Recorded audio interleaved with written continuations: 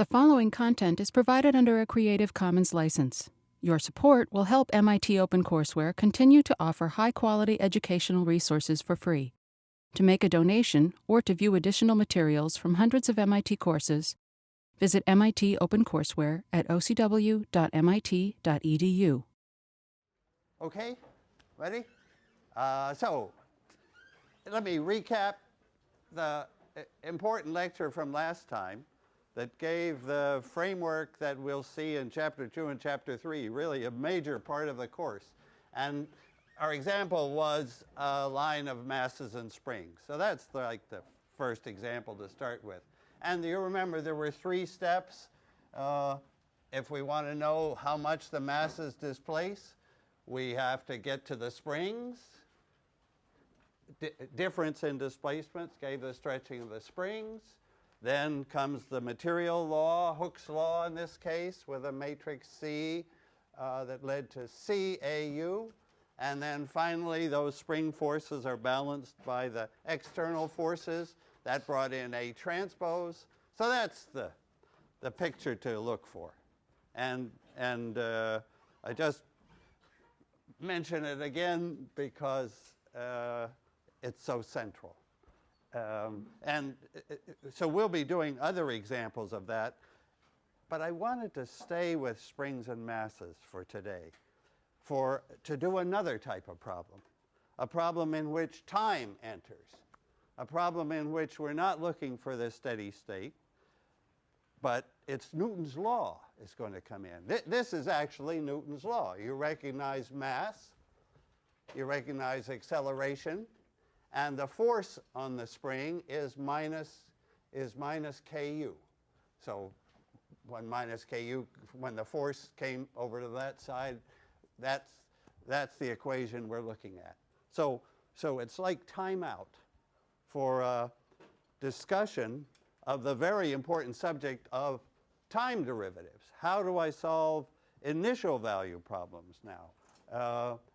So I start from, so I have some starting time I'm given u of 0, the starting position of the springs, and I'm given the velocity at 0. So I'm given 2 facts at 0. That's very different from the steady state problem where you're given stuff around the boundary. Here we're given stuff at the start, initial values instead of boundary values. So what does this mean? It means that maybe I pull the springs down and I let go. And what do? They oscillate. And you will have studied this equation. I hope you've seen that equation because I think of it as the fundamental equation of mechanics. In fact, I've even used those words, the fundamental equation of mechanical engineering. Well, it's Newton's law for a system. So the matrix M now has 2 masses. In this case, it would be a 2 by 2 system. The matrix M would have 2 masses. Suppose the mass 1 maybe like 9 and mass 2 is 1. So this, copying what our problem is, we'd have a 9 and a 1 multiplying u1 double prime and u2 double prime. Can I use prime for derivative rather than dots? Because I'm never too sure if the dots is there or not. So prime I can see. Now, and then plus our Ku, and actually you know what K will look like for this system. It's fixed. Well, let me write down what K would look like, just because we saw it at the very end, what it looks like if there are spring constants, C1, C2, and C3. Can I just remind you what that will look like? What the K, so this will multiply U and give 0. So the mass matrix is diagonal in the problem. That's diagonal matrices we certainly expect to be easy, almost as easy as the identity matrix, where we would have 2 equal masses. Here it's just that little bit more general with 2 different masses. And in here, the kind of thing that we created just at the end of the last lecture was something like C1 plus C2 on the diagonal, and a minus C2, and a minus C2, and a C2 plus C3. So C2 for the middle spring is the one that's really there with its full little element matrix, C2, minus C2, minus C2, C2. The C1 part is only coming in at the top because it's connected to a fixed support, and C3 is only coming in at the bottom. Anyway, that's the matrix K. This is the matrix M, and how do we solve the problem? Okay. You've seen before, and now Adina, Professor Bhatta's code, or any other code would offer like two different ways. One way is, because we have constant coefficients here, we can expect a pretty clean formula for the answer. And because we're growing, well, we're oscillating in time, things are happening in time, we expect eigenvectors, eigenvalues to come into that formula. I think it's worth just repeating that formula. How do you approach it? And then the second, the really serious issue, is how do you solve equation like this, or even more general, time-dependent problems? I mean, this is what finite element codes are created for. How do you study the crash of a car? So so this isn't quite the equation for a car crash. What would be different in a car crash? Because this is what, there's a short section later in chapter 2 called The Reality of Computational Engineering. And the reality is cars crash, people drop their cell phones, and those are very difficult problems to compute with, and of course quite absolutely impossible to use eigenvectors because they're not linear at all, right? If you crash two cars, if you want to study, everything's happening in like 100th of a second or something, but what's happening there is highly nonlinear, so it's very much more complicated. You take thousands of time steps maybe within the crash time, and you're going to use finite differences or finite elements. So so this is a chance to say something about this special equation for finite difference methods. Yeah, it's really 18086 that takes up these questions seriously. If I choose a finite difference method, see, the thing is, with finite differences, you've got many, many choices.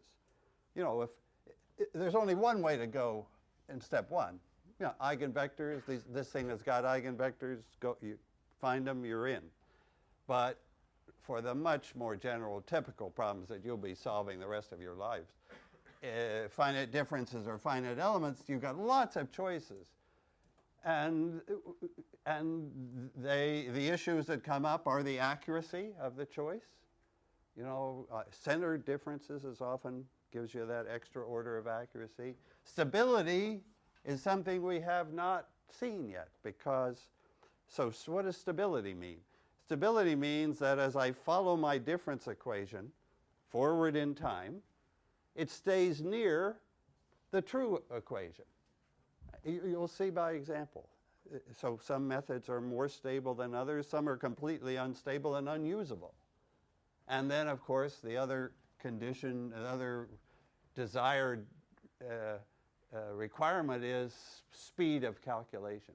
So these balance each other. It's a beautiful subject, and let me just open the door to that subject today, if I can.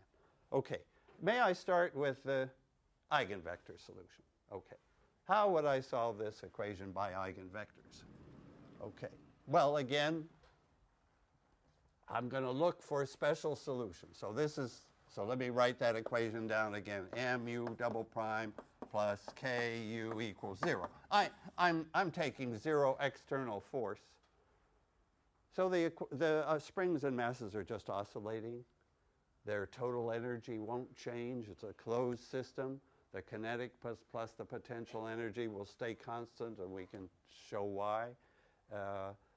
There's a lot in this section, by the way, section 2.2, more than I'll be able to do in the lecture. But let me capture the key ideas. So one key idea is the natural idea. When we have constant coefficients, look for special solutions. So look for special solutions of the form. Well, let's keep in mind always the simplest model of all. Let me put it over here because I'll focus on it especially. The simplest case would be u double prime with a mass normalized to 1 plus u equals 0. Just a single equation. So that's just a single spring, single mass. So the mass is just oscillating up and down, and we all know that it's going to oscillate up and down. Sines and cosines are going to come into here. In fact, we know that the solution to that would be, this could have cosine, this would have some cosine t's, and some u could be a combination of cos t and sine t. Right? And the A and B would be used to match the two initial conditions. So that's what we've got in the scalar case. This is one spring. N is 1. We don't have a matrix here, just a number. Okay, but that's our guide to the matrix case. So now what am I going to look for? I'm going to look for u of t. I'll look for special solutions of the form cos. Now they'll go at different frequencies, so the frequency is to be found. So that's the time dependence, and then if I'm lucky, all the springs will be going together. So this x, am I going to use x for eigenvector? I think so. Yeah, let's use x for eigenvector. Right. Okay. So this is a vector. This is a constant vector. And this gives the oscillation. Okay. And this is a, let me just already start with that. What would be, so I'm looking for, I've got two unknowns here, right? Two things that I'm free to choose. I'm free to choose the frequency omega, and I'm free to choose this vector x. And I've separated out time. The way we've been doing it with an e to the lambda t, we used an e to the lambda t. That was sort of right for a first order equation. Cosine is right for a second order equation like this. Okay, when is that a solution to my equation? May I just plug it in? M, so I'm going to just plug it in, plug in. I know, substitute's a better word than plug in, right? So I just plug it in, okay? All right, so I get m times that second derivative. So the second derivative of the cosine is the cosine with a minus m omega squared. Is that right? Yes? Times what? So that's what came from the time derivative times cos times this cos omega t x, right? So I 2 time derivatives brought down a minus omega squared. And the other part is just k times u, cos omega tx. And that should be 0. Okay. So when, and this is supposed to be a good solution that works for all time. So this is what I want to be 0. I want, do you see what's left? Kx from here, and putting it on the other side, m omega squared x. Kx is, can I write the omega squared that way? Omega squared mx. then if that is satisfied, then the differential equation is satisfied. I've got a solution. So I'm looking for k and I'm looking for x and omega. And by the way, I could also have sine omega t here, as well as cosine, just the way over there. Sines and cosines both possible. So sine omega t x. It would be exactly the same, except there would be a sine omega t that I'd be dividing out. And again, I'd come back to this. This is the key problem. And do you see that somehow here we have an eigenvector x and an eigenvalue omega squared? An eigenvalue omega squared, right. But there is one little twist. It's not quite our standard eigenvalue problem. What's the extra guy that's present in that box that we don't usually see? M. M is the new person there, new thing. The mass matrix, which if all masses were 1, the mass matrix would be the identity. We would be back, we would just have our standard problem. I just have to say a word about the case when the mass matrix is there. It's still an eigenvalue problem. If you like, I can bring M inverse over here. I could write it as M inverse k x equal omega squared x. So I'm looking for the eigenvalues of M inverse k. That's really what I'm doing. The eigenvalues and eigenvectors of M inverse k. But I'm always trying to be like aesthetically right. And what's M inverse k has just a little something wrong with it, which is it's not symmetric. If I take my matrix K, which is beautifully symmetric, and my M, which is beautifully symmetric, but when I do M inverse K, do you see what will happen? The inverse of that matrix will have a 1/9. That, when I do M inverse K, that row will get divided by 9, and the second row won't change because I got a 1. So it just like spoiled things a little. You can deal with it. But actually, in some way, it's better to keep it right. And MATLAB is totally okay with that. So MATLAB would use the command eig, and other systems too, of k, comma m. It just tell MATLAB the two matrices. Then it solves that problem. It will print out the, well, if you just typed eig, it would print out the eigenvalues. If you ask it for the eigenvector matrix, it'll print those too. So that has the grand name generalized eigenvalue problem. Generalized because it's got an m in there. I don't know if you've met these problems where there could be an m. It's just a natural, and it's not really a big deal. Particularly when M is a positive diagonal matrix, it's not a big deal at all. It's the same codes is essentially finding the eigenvalues and eigenvectors. Okay, so suppose we have them. We expect n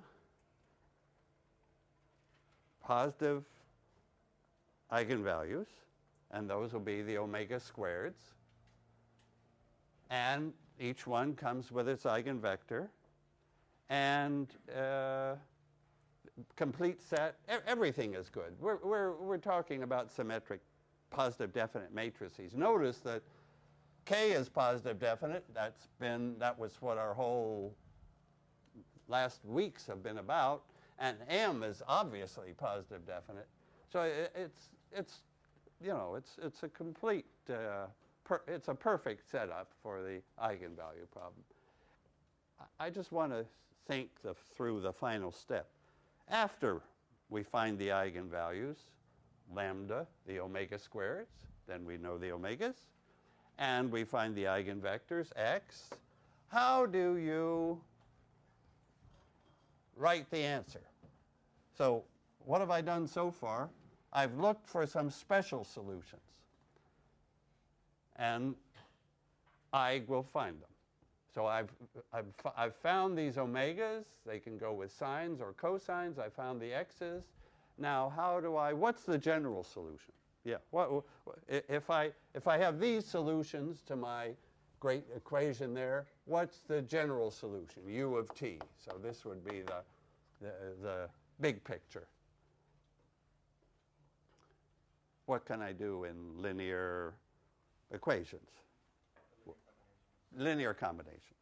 That's what linear algebra is all about, linear combinations. So I could take a linear combination of these cosines, so cosine of omega 1 t x1. So that would be a solution coming from the first eigenvector and the eigenvalue, or the square root, times any constant. And then, of course, I could have a b1. I use b's for the sines, omega 1 t x1. So that's just like that, but it's used the sines, which would also solve the equation. And then all the way down to xn's, right? So I've got 2n simple solutions. N cosines times eigenvectors, and n sines times those same eigenvectors. Why do I want 2n? I've got 2n constants then to choose, the a's and the b's. And how do I choose them? What's the next step?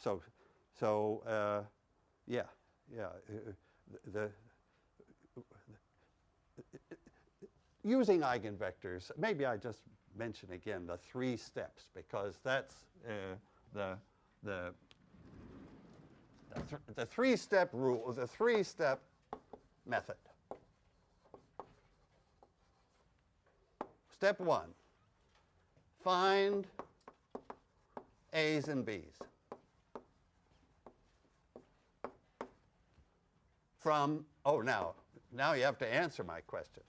Where are the A's and B's going to come from? What's going to determine these 2n constants, the A's and the B's? The initial conditions, of course. We got 2 initial conditions. This is a vector. We're talking about a system here. I've got position of both masses. I've got the initial velocity of both masses. And the A's come from the because the A's go with the cosines, and so they're going to be the ones associated with u of 0 will give this, will give a combination, will give the A's.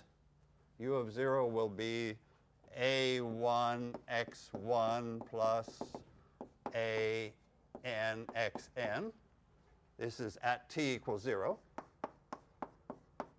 So I'm using the initial conditions. U of 0 is a combination of those eigenvectors, and the b's, so this is from the initial conditions. And the b's, of course, are going to come from u prime of 0, the initial velocity, because they go with sines. So sines start at 0, but they have an initial velocity. Okay. So that's step 1. That finds the constants. It splits the problem into these normal modes. It finds how much of each eigenvector is in there at the start. Step 2. So it's really worth seeing these 3 steps, because they just repeat and repeat for all applications of eigenvalues. Step 2 is what? Step 2 is follow each of these guys forward in time. Follow them to any time. What does that mean? That means just put in the cosines and the sines. So the A's go to A times cosine omega t. So I'm just saying what happens to those coefficients, each one. Let's see. A sub I, say, goes to AI, is multiplied by the cosine. And the b's, bi's, go to bi sine of omega I t. So now we followed the coefficients forward in time. And step 3, the final step, is, so here we're following each one. So the pattern is always the same one. Take your starting conditions. Split them up into eigenvectors. Follow each eigenvector, and then step 3 is reassemble. Put them back together. Step 3 is the solution. U at that later time t is a1 cos omega 1 t x1 and b1 sine omega 1 t x1. Those are the two guys that are reflecting the fundamental mode. And then we have a2s and b2s multiplied by cosines and sines and times x2 and so on. Put the pieces together. So it's split the initial conditions, follow each eigenvector, reassemble. Yeah, it's the heart of Fourier methods. It's the heart of using eigenvectors. Okay, and there's a little code in the book that does exactly that.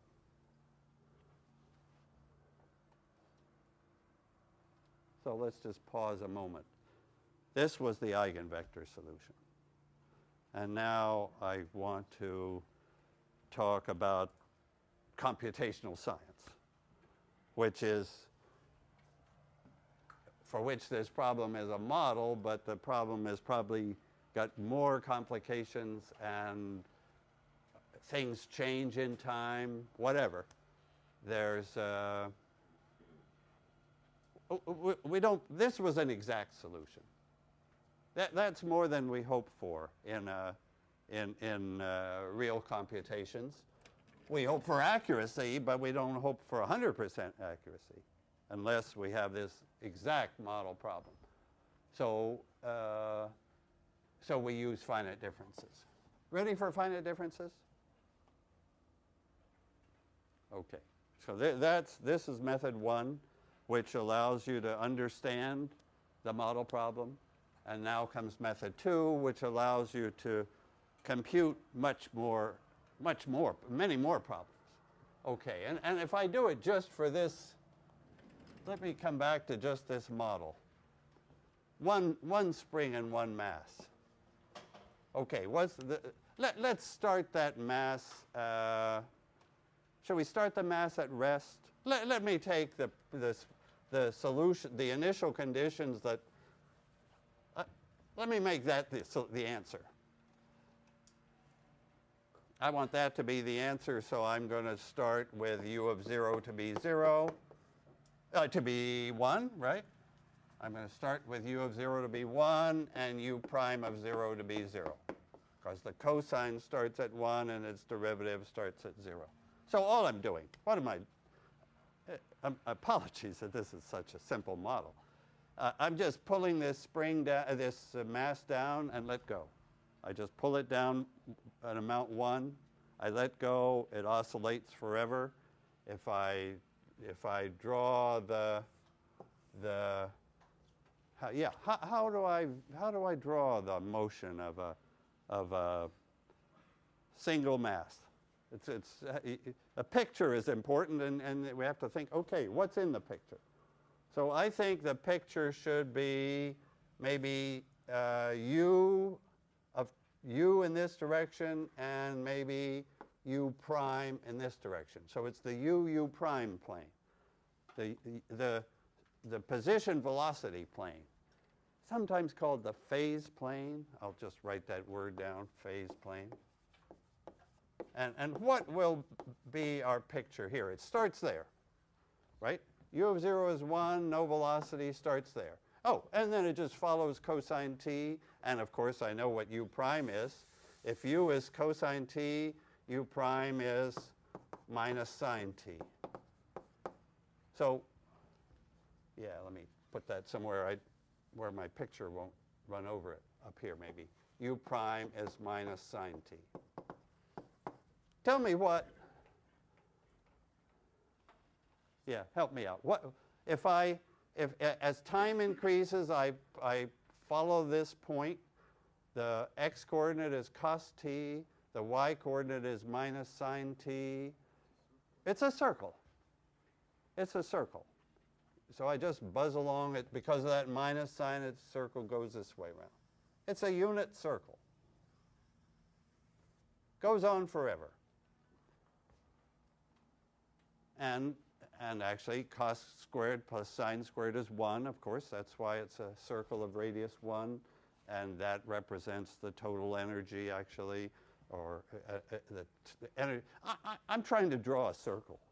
Actually, how would you get your computer to draw a circle? I'm thinking not just one circle. I want to refresh it. I mean, I want to follow this in time. So I want to draw. I want to follow a point around a circle. Okay. Well, I suppose what you would do would be to ask it to plot those points. That's not allowed. I want you to follow the solution to the equation. I want to take that equation whose exact solution is a circle, and I want to use finite differences in time, so I'm going to take finite steps. Of course, that's what the computer has to do. The computer will take finite steps. So I'd be very happy if those finite steps keep me on the circle. And I'd be even happier if it came around exactly right at 2 pi, but it's not going to. You see? So, yeah, how do I want finite differences. I want to replace that differential equation by finite differences. And when we do this equation, we're practically doing that one at the same time. Yeah, so this model will be fine. Okay. Let's see. So I want to introduce finite differences for this equation. And everybody, we've been talking about how to replace second derivatives by second differences. Yeah, so that looks good. Yeah, okay, let me write down, maybe I could write down 3 or 4 possible finite differences. For u double prime, I think I'll write down un plus 1 minus 2 un plus un minus 1. That's the second difference that replaces the second derivative divided by what? What do you think goes in the denominator now? As we're square of what? Yeah, now what's the right name? If it's going to be something squared, what do I put down there? The step size. I don't want to call it delta x, right? What should I call it? Delta t would be natural, delta t. Or h. I could, again, use h just to have a shorthand. Okay, that's my second difference. It's centered. It's the natural choice. And not the only choice, by the way.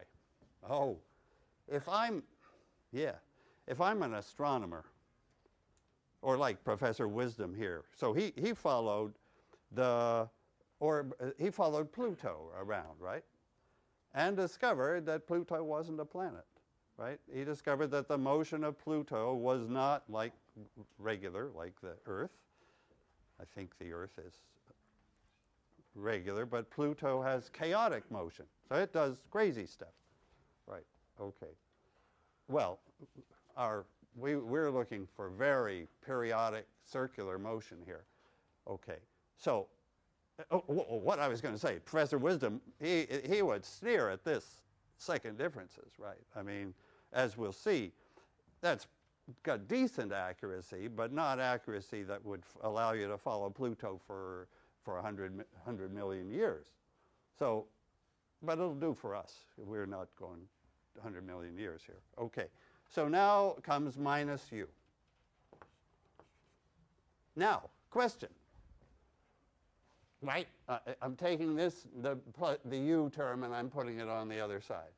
So this is, mass is 1, acceleration is this, the force is minus u. Now it comes the big question, do I compute the, do I use, for minus u, do I use the newest value? Do I use the middle value, or do I use the oldest value? Or some combination. Yeah, if I want high accuracy, oh, then I go way up in these differences, and I find tricky combinations that get me above first and second order accuracy, but let's not go there.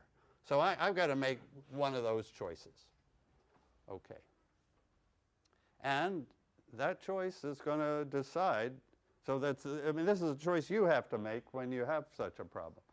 Where are you going to evaluate this? Okay. I guess one choice jumps out as natural. What would you think of doing? I mean, if you would do, well, how many would do that one? So those are people, that's the conservative choice. Stable. You kind of, yeah, it's, and then how many would do this? Yeah, you would do that, right. Okay. I would call that the leapfrog choice. Somehow this second difference is leaping over this middle point, so that would be the leapfrog method. And then if I use a very low, to use the first value would be, okay. So my point is those are three different choices. And each one has these questions of accuracy. The middle one will be more accurate because it's centered. Each one has a question of stability. You don't see stability yet. But so that's the point of the rest of the lecture is to see what is this stability question. Now, the issue of speed would be, this is the slow one. Because it involves, I have to bring un plus 1 over there. And if I've got a system of equations, then it would take me some time. This would be called an implicit method. The new un plus 1 is only given implicitly because it's showing up on the right-hand side. I've got to move it over to the left. If it's nonlinear, I've got a system to solve. It's safer, but more expensive. And then, but this would be the natural choice. Okay. Now, yeah, I'm wondering how to, I want to get eigenvalues and eigenvalues into this picture. So I'm going to do the step we often do when we see a second order equation, that is, reduce it to 2 first order equations. Can I do that and see the same thing?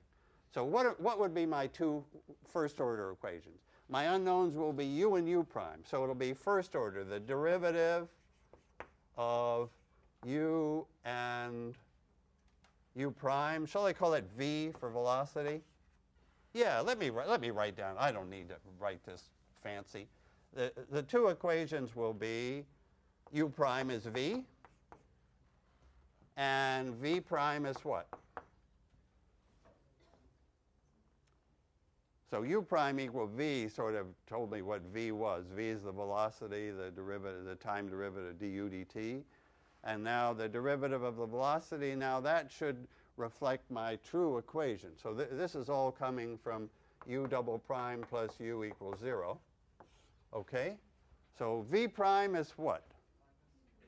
V prime is u double prime. Do I want minus u there? Yeah, that's my equation. V prime, which is u double prime, is minus u. Good. That's my system. So I have a matrix here. Yeah, I have a 2 by 2 system with a matrix 0, 1, minus 1, 0, I guess. Okay. So while thinking about difference methods, so this, I was thinking about a second order equation. I went right to it. Here I'm thinking about a first order system. A lot of problems come in first order systems. Gas dynamics comes as a big first order system for, you know, those components of mass, momentum, energy. You got typically 5 nonlinear equations in gas dynamics. I mean, that's a very, very serious problem, how to solve those. Here we've got a very much simpler model problem, linear constant coefficients. But what do? Okay.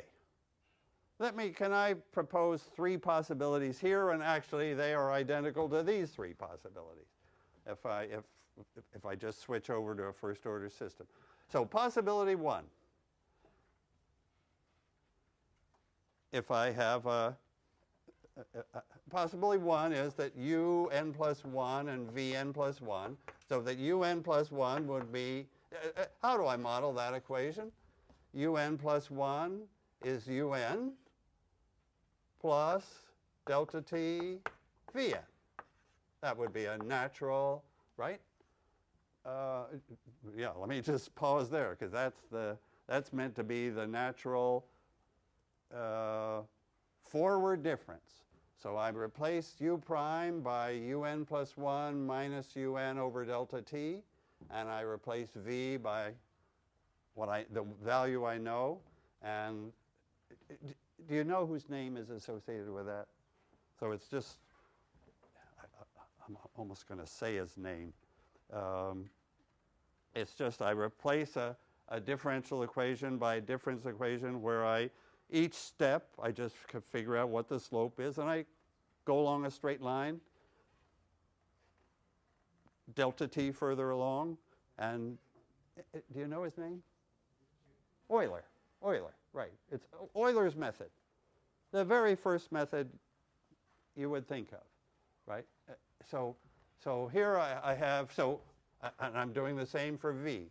I'm at an old, this is my position I've reached, and so Euler's method is replace this by vn plus 1 minus vn over delta t equals minus un.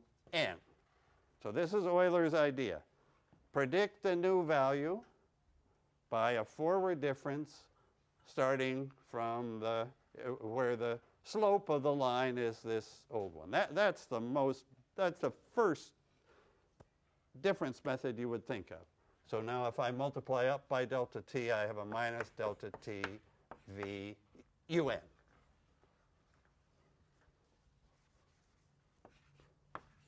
Okay. Good time to pay attention. Here, this is Euler's, this is forward Euler. Forward Euler. Just the time step, you follow the derivative, what the derivative is at the start of the step. You follow it for a little step. Oh, let me draw what the thing would do.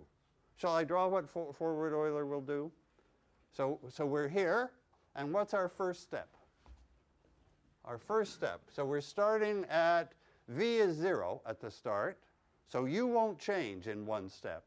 But u is 1, so v will go down. I think the first step will take us there. That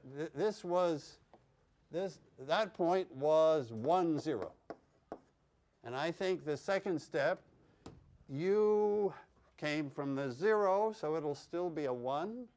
And v came from a 0, but minus delta. I think it'll just be 1 minus delta t.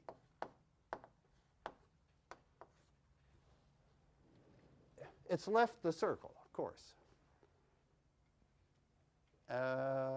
And what do you think happens when I do 1,000 steps?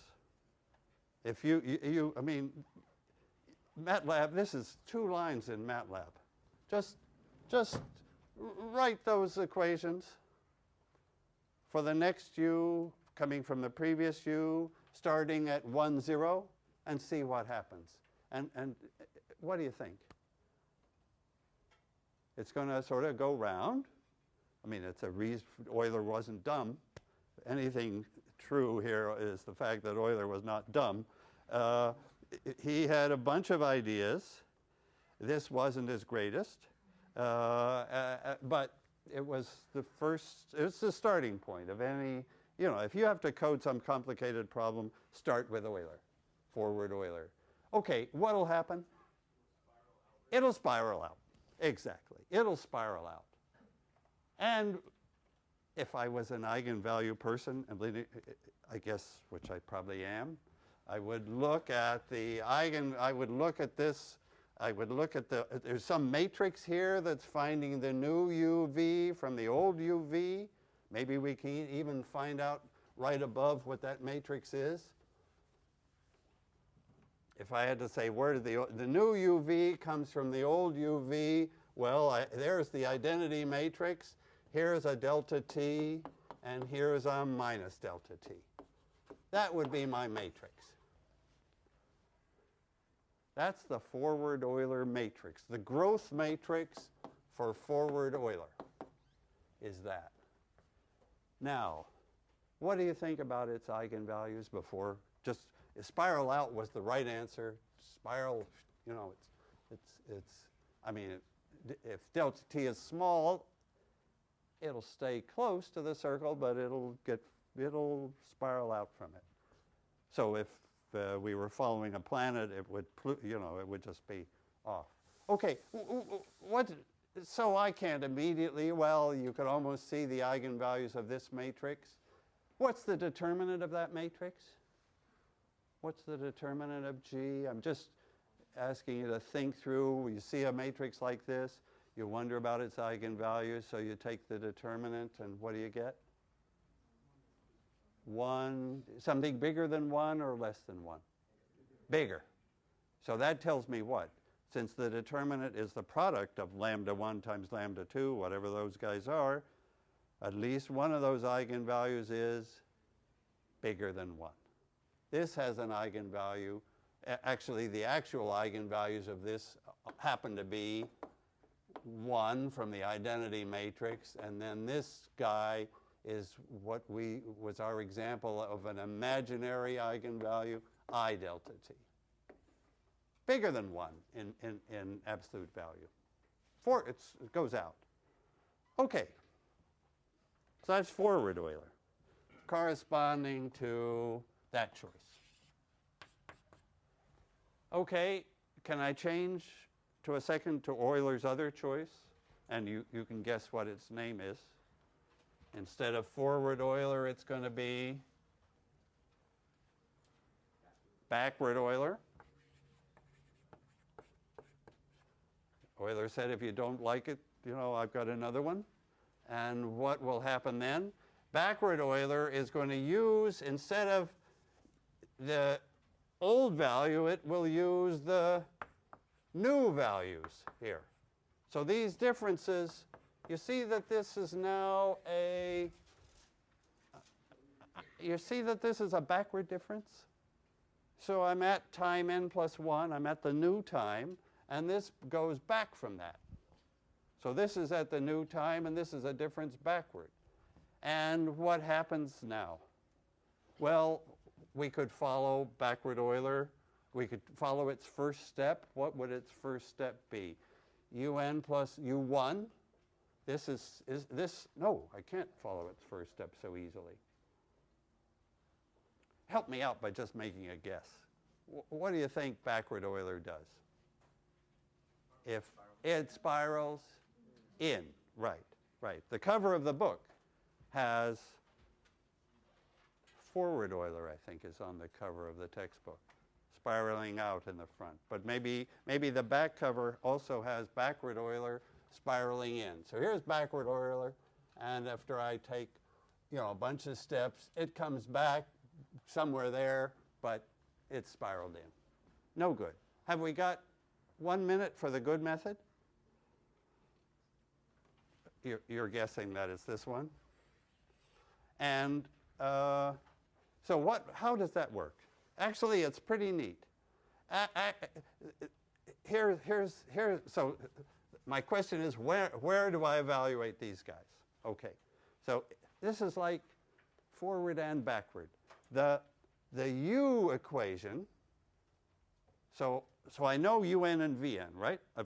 Everybody with me? I've got to time n. I know UN and VN, the position and velocity approximately at point n, and I want to go to n plus 1. Okay, so if I go, what I know is Vn, so that's great. But what's going to change here? Now I know Un plus 1 from the first equation. What shall I do? Where shall I evaluate U in the second equation? At n plus 1. Why not? I know it already. From the first step, from the forward step with this equation, I've taken U forward. So I'll use that forward value of U in the V equation. So it's forward and backward at the same time. And the net result, if I go back from my system of two first-order equations back to one second-order equation, I'll find the centered guy. And what do you think happens with that centered difference? Oh, well, okay, that's, you know, I think MATLAB would have to show it. And look in section 2.2 for the picture that shows the leapfrog method. So what do you think? I'm having to depend on my memory now, and it stays almost on the circle. I think it stays very close to the circle, and it comes back almost at the right time, but not exactly, because we have an error here. You know, we haven't got the real equation, we've got a difference equation. But so maybe that's the point to say. When you start with a differential equation, you've got various choices. Backward is actually safer, probably for a car crash. No, actually, I think for a car crash they would use forward differences because they have to take so many. I'm not, let me check on that. But for our problem, this one is, leapfrog is the winner. Actually, if anybody does computation in computational chemistry, I mean, that's a subject that uses giant supercomputers to follow molecular dynamics, to follow what molecules are doing at high speed, very high speed. So there's a giant number multiplying that U, and they use a leapfrog method. Okay, I'll say a little more Friday if I can about this general subject because it's so important.